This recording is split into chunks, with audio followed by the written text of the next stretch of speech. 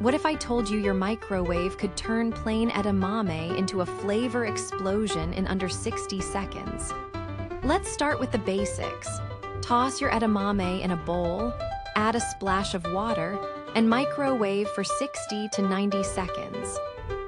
Now here's where it gets fun. First, try a spicy kick, drizzle with sriracha and a squeeze of lime. Next, go savory with a sprinkle of garlic powder, sesame oil, and soy sauce. Finally, for a creamy twist, mix in a spoonful of tahini and a pinch of smoked paprika. Each version takes seconds but tastes like a gourmet snack. Which flavor combo are you trying first?